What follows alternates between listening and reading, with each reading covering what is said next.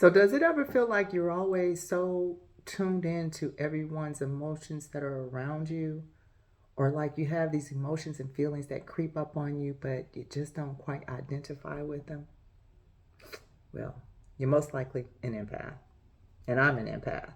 And it took me a very long time to realize that was a thing. Like I knew about empathy in general, but I didn't know the depths of what it means to be an empath until I hit a wall mentally, emotionally, spiritually, physically. I technically was healthy, but something just wasn't right. And so I decided to take a deep dive into finding out what was going on with me. So I shut down.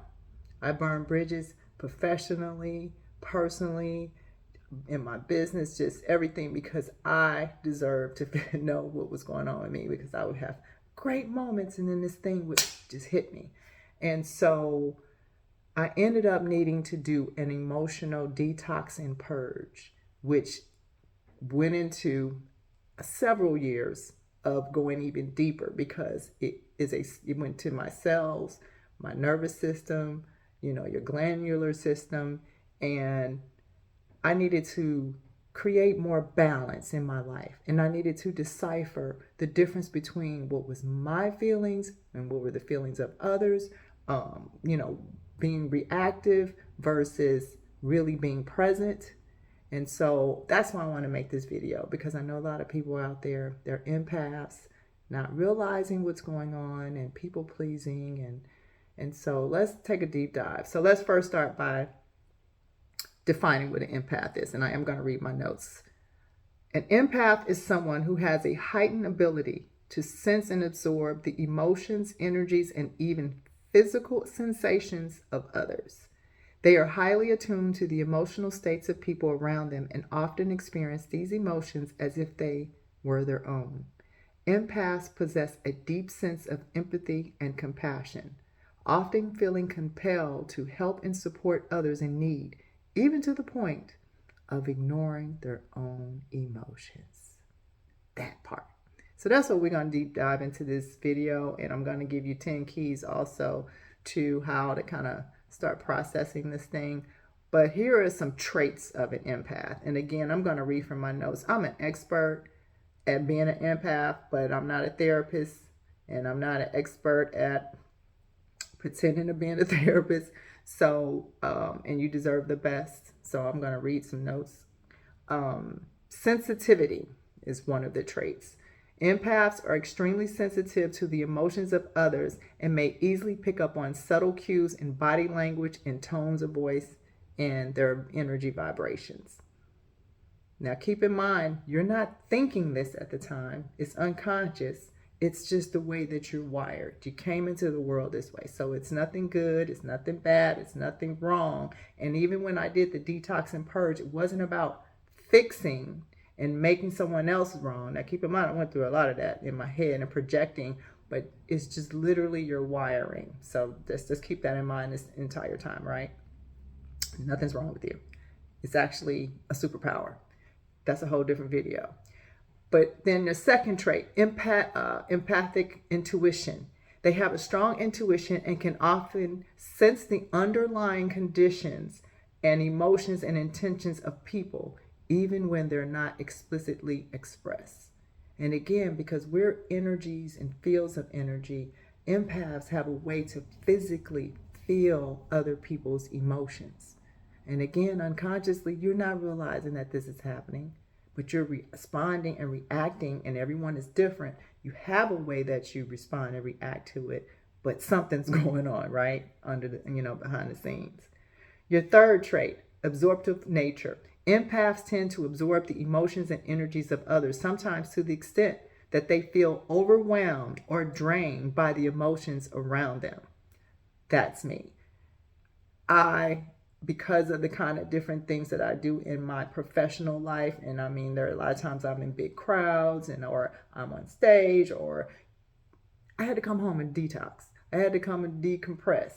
You know, it was just a natural part of my process without me calling myself an empath. So you may find that, you may go hang out and you may be people you love, but you still need to kind of like shut it down for a minute, because you need to like regulate your system for a minute, right? And get back in order. Another trait is compassion and empathy. They feel a deep sense of compassion and empathy towards others, often putting the needs of others before their own.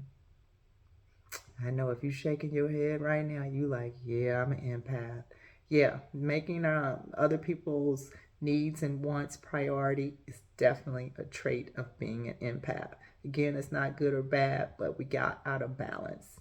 And so that's why I want to make this video. So we're going to talk about getting back in balance, right? Another one is boundary challenges. Empaths may struggle with setting boundaries and separating their own emotions from those of others, leading to difficulties in maintaining their own emotional well-being. Again, that's kind of like the whole priority thing. People pleasing, want to look like the good guy. None of this is bad. It's just something not only you wired that way, but sometimes it's your conditioning from your family, from your work environment, or things that you just told yourself mentally that that's how you need to show up. However it comes across, it's real. So I don't want you to be in denial. Don't beat yourself up about it. Acknowledgement and awareness is just the key, right? So that's why we're doing this. Strong emotional responses is another trait. You may experience intense emotional responses to both positive and negative stimuli, often feeling deeply affected by the emotions of others. And this is something, yes, I knew I was doing, but you feel like it's a good thing because you're trauma bonding, or even if you can't relate to what they're talking about, it's just like, I want to be there and let them know that I feel them. But it's like you're absorbing that energy, and that energy doesn't go anywhere. It stays with you until you process it or acknowledge it, right? Something we just didn't know. Some of us don't know. I didn't know for a long time. And I did a lot of outreach. And I mean, like for 30 plus years with homeless and low income families or whatever. And I didn't realize how much of that energy I was absorbing from the goodness of my heart. And I'm doing what I need to do to feed them and get them clothes and housing and, all these things. But I realized when I did that shutdown, how much of that energy I had absorbed, and the anger from society. Why do we have homeless people? And all this rage and all this like disappointment with humanity and our government, right? It was a part of my like, again, my cellular and molecular system. Seriously, my subconscious. And your subconscious doesn't know the difference between you and someone else. It all only knows you.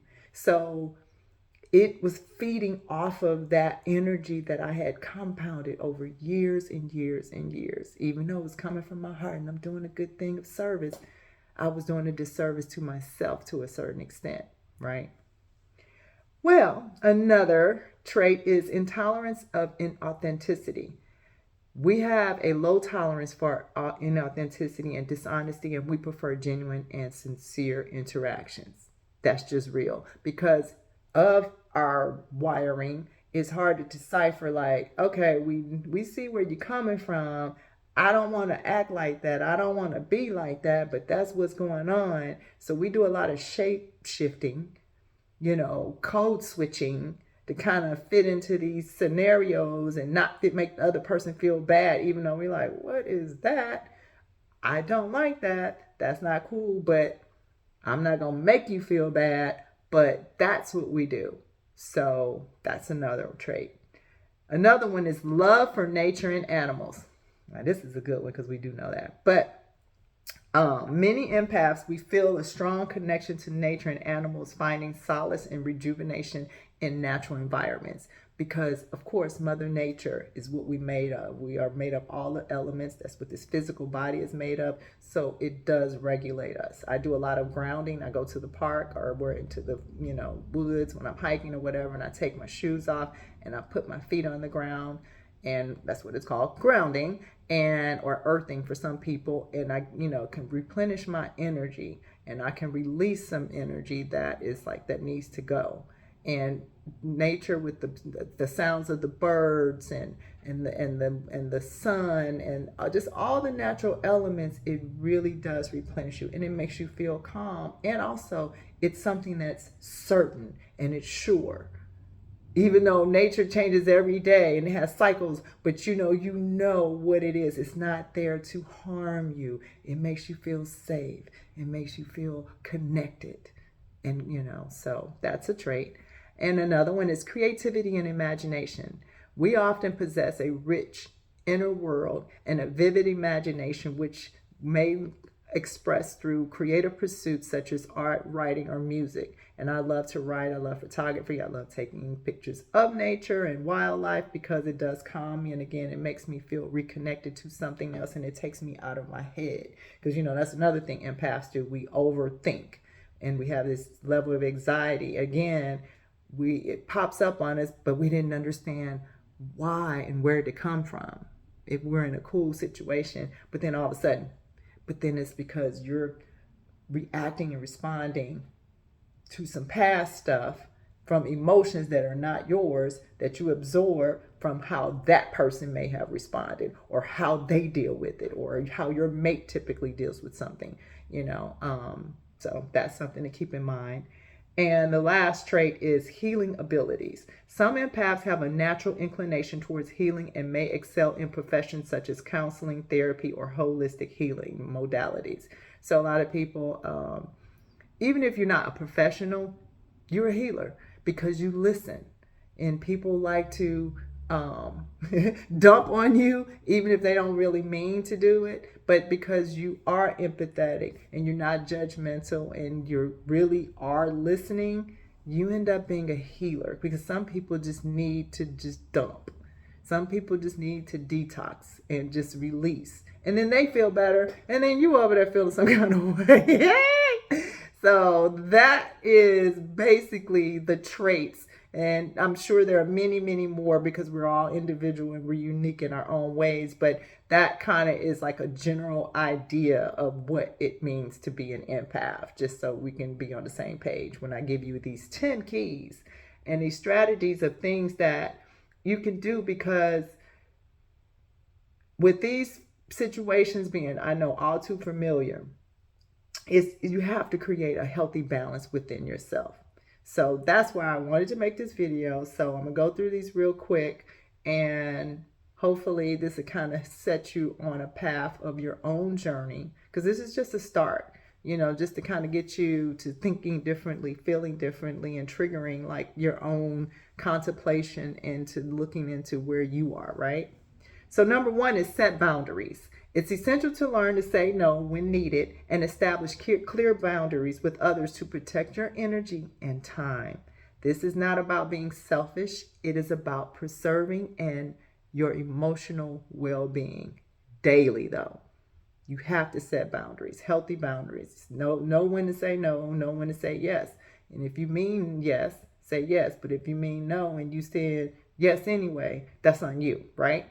So just start recognizing when you're not honoring your own feelings and energy and time. And, so that's number one. Number two is practice self-care daily. Dedicate time each day for activities that nourish your mind, body, and soul, whether it's meditation, exercising, hobbies, journaling, or just simply relaxing. Sometimes we just don't allow ourselves to relax because, again, our bodies need to recover and recoup. Even if you're not an empath, most human beings, we don't sit down long enough to relax and recoup. I do, but in general, that's not what our society is like. Go, go, go, hustle, hustle, hustle, hustle, hustle. And, I'm not into that. And these practices, they will help you to calm your nervous system and relax your mind and body from overwhelming sensations and energies that you may have internalized. Number three, prioritize your personal growth. Like, invest in activities that promote your personal growth and fulfillment, such as learning a new skill, pursuing goals, and engaging in creative outlets. And this can help you build up like your resilience and a stronger sense of self. Because sometimes, like I said, we're so deep, fragmented, our emotions and thoughts and, all over the place. We need to integrate and come back into center and be one within ourselves. So sometimes just doing something just for you, for your personal development, gets you focused back on you, right? Number 4, limit your exposure to negative influences. Identify people, environments, or situations that drain your energy. Remember, I told you I had to do the shutdown, right? Shut it down. Shut it down. The best thing I ever did in my life. Not making them wrong. They were not wrong. I just had to save myself, y'all. It was one of the best things I had to do, right? All that to say, and that's what empaths do. So even again, going back to the other one by setting boundaries, when we know that people may not quite be right or match our values, but we still try to make it work, it takes a toll on you, right? So try to limit your exposure to them as much as possible. Forcing yourself to stay in uncomfortable situations can possibly become toxic. And I think that's what I would like to call my situation after 58. So that happened around like 54, 53, 54 when I was like really went into this thing. I was like, oh my gosh, I've become a toxic person.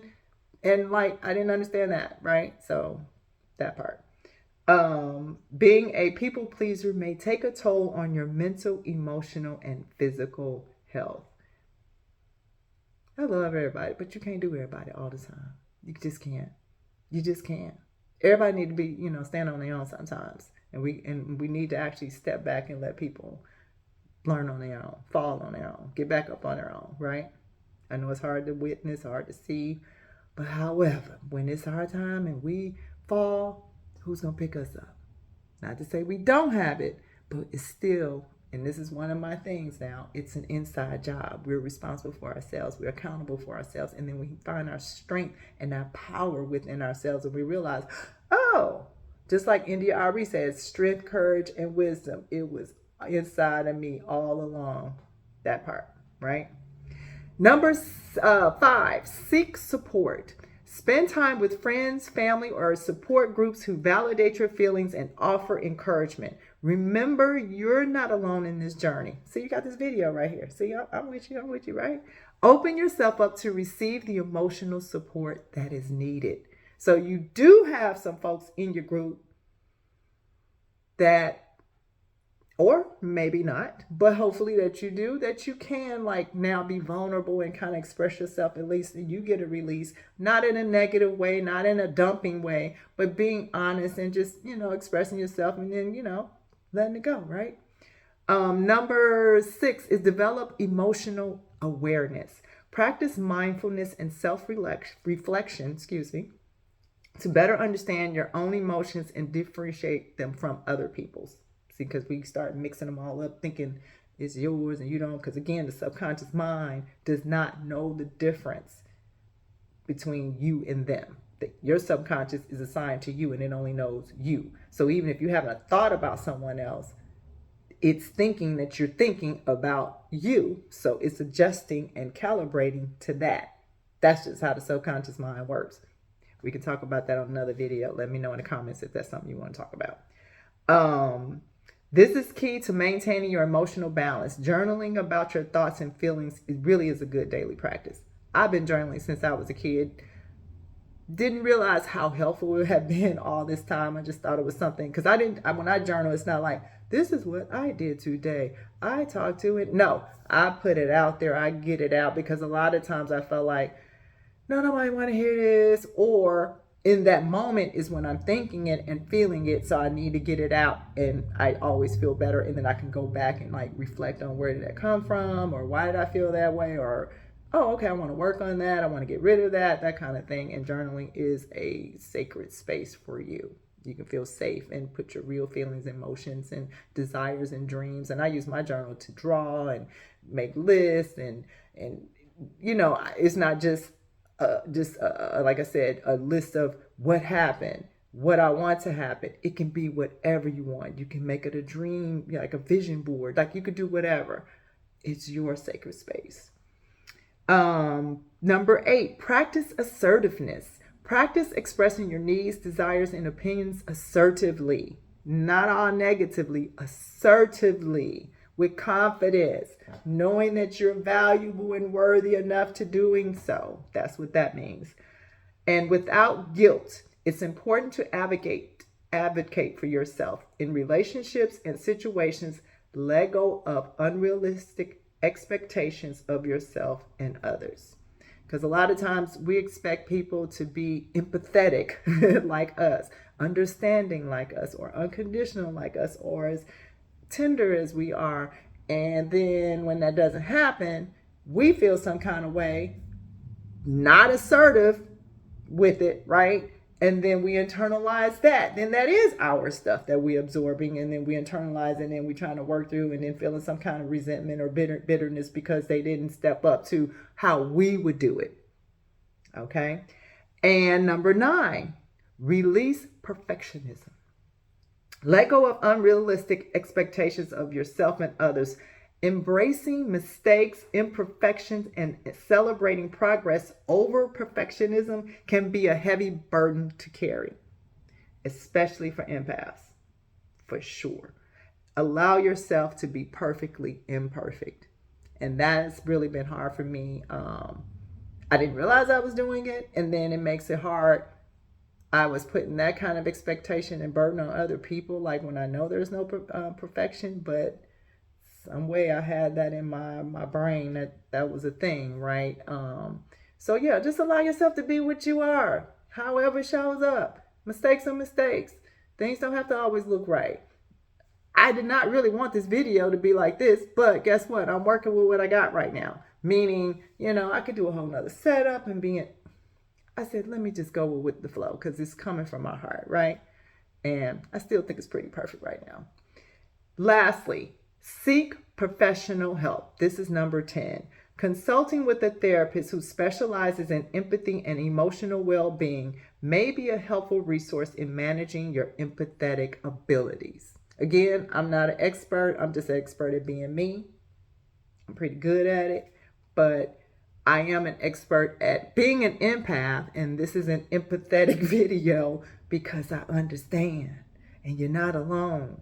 So when I started my journey, lots of YouTubing and Facebooking groups and helped me. A lot of memes and supportive things and listening to affirmations and mantras because I needed to change my mindset. And that's where Elevate the Good even came from. This was a mantra given to me by God, Spirit, Creator, Life Force, Spirit Guides. I needed something to elevate myself from the inside out, to feel good about myself when I was having those crazy thoughts pop up. And we judge everything, we label everything. And I had to keep saying, elevate the good, Carla. Elevate the good, because your energy is getting fragmented. When I could be using that energy on something else, and it was making me notice, like, that's why I feel this way. This has been the best gift ever. And so, elevate the good is think the good, do the good, be the good, live the good, all things good. It became a business. I had no idea it was going to be, that. And then this platform and a podcast, which I will be bringing back shortly. Stay tuned. It just leading me back to my authentic self, my authentically good self.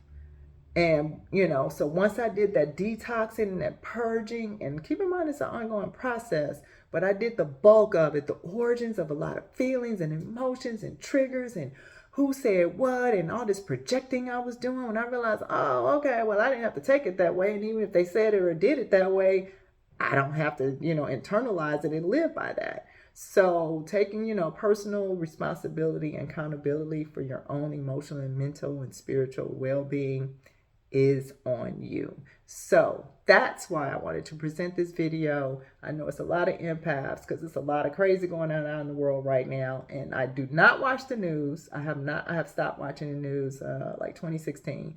I get the information that I need to get, facts. I don't want to watch that version of the news presented because it does trigger me and it takes me a while to shake stuff off. Now that I understand who I am, I acknowledge it. I'm still very active in the community. I do not need to watch the production of the news. And keep in mind, I'm a behind the scenes person. Film, television, radio, well, not so much radio, but film, television, commercials, and just, in that industry for a long time. Everything's a production. Look at me. Everything is a production. Okay. So I am very discerning about what kind of energy I allow into my spirit and into my little energy field, right? So let's recap on the 10 keys and the steps that you can take as an empath: setting boundaries, practicing self care, prioritizing your personal growth, limiting exposure to negativity, seeking loving support, developing emotional awareness, creating sacred spaces. Did I say that one? I think I skipped that one. Let's go up there. Let me see. What? Create sacred spaces. Have a physical or mental space where you can retreat and recharge whenever you feel overwhelmed or drained. This could be your quiet room in your home, a peaceful garden, or even just visualizing a calming space in your mind. I'm sorry I missed that one. That's very crucial because you can create a space in a moment. Like when you're walking away from people, go into another room or go into some place for a moment to kind of get yourself centered again. And even if you can't do it physically, just start visualizing. For me, it's always the beach. I'm a beach bum. I'm always at the beach perpetually. So sorry I missed that one. That's why I'm reading notes and still missed it. However, practicing assertiveness, releasing perfectionism, and seeking professional help when needed are methods to help you navigate your journey as an empath with greater ease and fulfillment. And remember, your well being does matter. Your life is priority, and you are responsible for making it priority and still loving on other people. You're not going to not be an empath, but you have to have empath boundaries and empath balance. So I hope this helps you. Please post in the comments if it helps you. Any questions? I'm going to do some deep dives on this because it's just who I am. And this is like what Elevate the Good was all about. We're going to do some retreats and all that. But it ended up going on this personal spiritual journey that just took me left, right, upside down. And I just feel ready, to share more and get my community together because it's sometimes it can be a lonely journey in this world and in this society, being an empath when everything is about competition or war or us against them, when it's really there is no separation. There truly is one. And I know it's hard to really understand that we are one because we don't want to relate to negativity, or we see them as different, and we're not on the same spiritual or religion or same race, and all these things that separate us in our minds is not real. So Elevate the Good is going to always be the good place to come to. All right, know that I love you. Elevate the good, elevate the good, elevate the good, elevate the good. Think the good, do the good, be the good, live the good. All things good. All you got to do is just be yourself. Love you. Peace and love. Bye.